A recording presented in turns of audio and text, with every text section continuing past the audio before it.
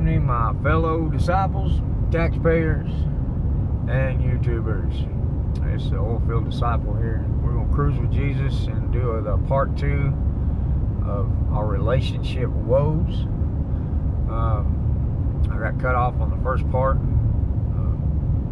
to actually minister to a relationship of woe. And it's one thing I've learned is when God calls and requires me to go and minister, doesn't matter what I'm doing, I stop and I go do it. So that's what I did. That's why we got a part 2 here. I'm trying to wrap my mind around where we was at when we left off, but we're just going to go ahead and move forward.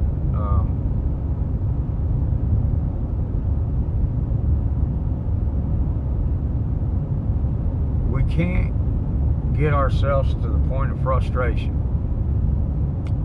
by focusing on the other person to the point where we become to despise the other person and their faults.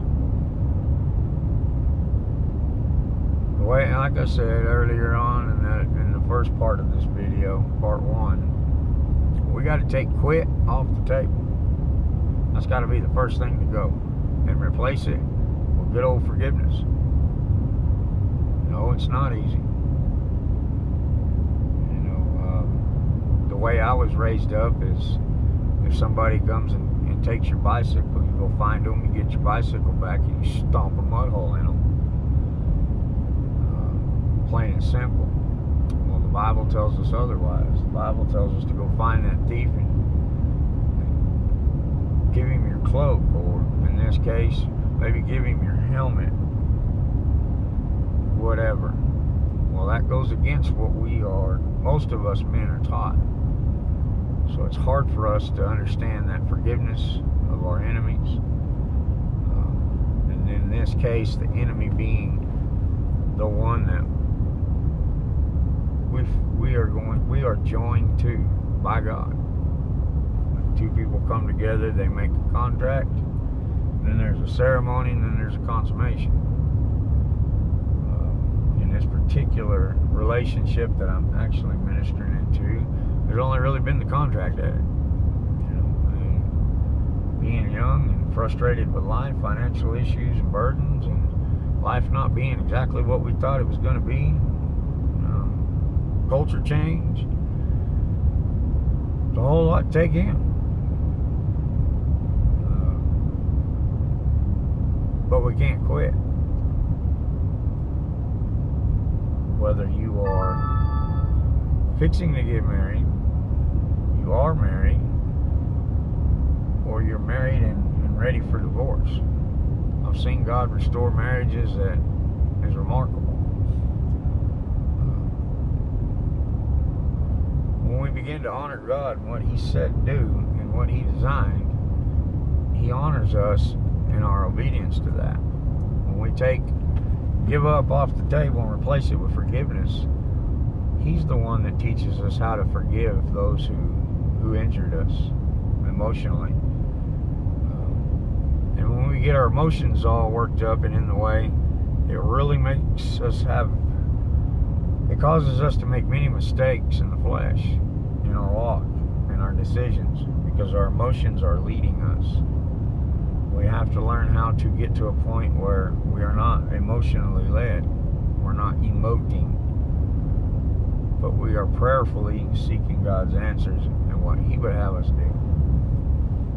It takes a while to get there. You have to stay focused on God. But the one thing that focusing on God will do is take all your focus off of the one you love or the one you are at war with at the moment. It takes that focus off of their faults and puts your focus on God, and reflects and drops off the faults that are causing the issue. Didn't say it was easy, but I've done it personally, and I've watched another marriage do it physically as we walked it out with them.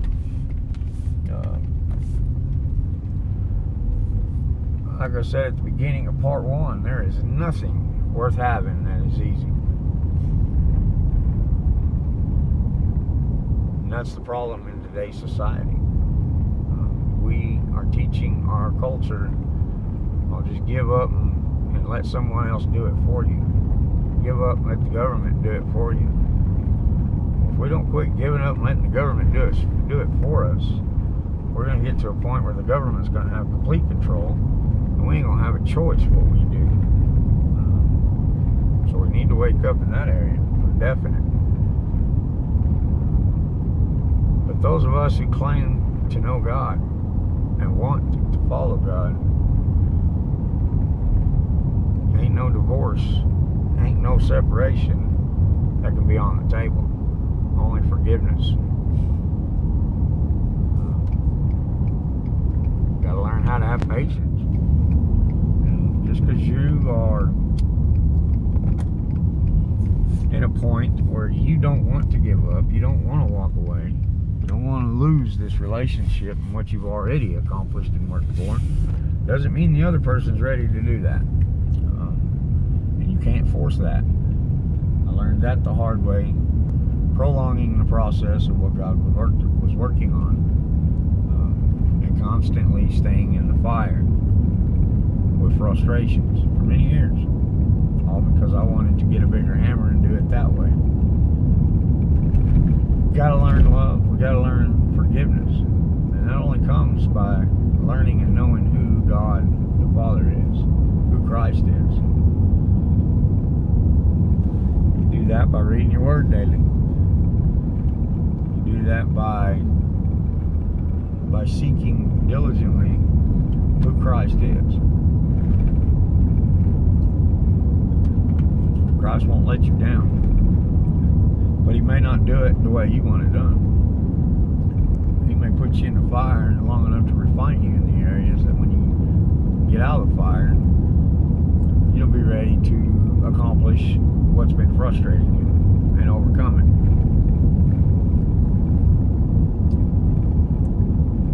So I'm going to leave everyone with that. This will be a short video of part 2. I hope this encourages and blesses someone. Read Ephesians chapter 5, Matthew chapter 5,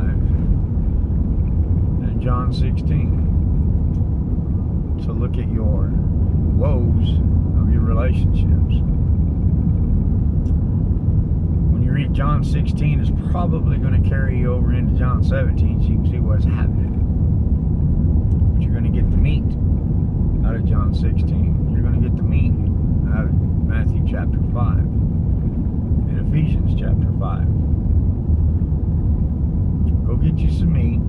Get your belly full of spiritual food to help you overcome your relationship woes. And then when you overcome this and you walk stronger, pass on your advice, pass on your learnings and your failures and your mistakes on to the younger generation so that they can accomplish this and we can end the massive divorce rate, the massive abortion rate that is running rampant throughout our world right now. And I throw abortion in there because relationships in this culture have come to a point where it has no meaning. It has no value or definition. It has no standard.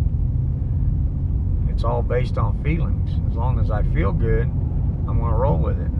But as soon as I'm not happy with this, I'm going to throw it away and go get another one. Well, that's just going to put you into a constant state of transition from one person to the next. And you're going to get used to and accustomed to that. And that's what you're going to fall into. Or you can break that curse and that cycle and decide to work on the relationship you have now, which is what Christ God requires us to do. So I'm going to leave you with that. Y'all have a blessed day. Shalom. And read your Word. Read those chapters I told you when you're having your relationship woes. God will begin to minister, and He will lead you and guide you. And I will make more videos on this subject coming up. Be blessed. blessed in the mighty name of Jesus.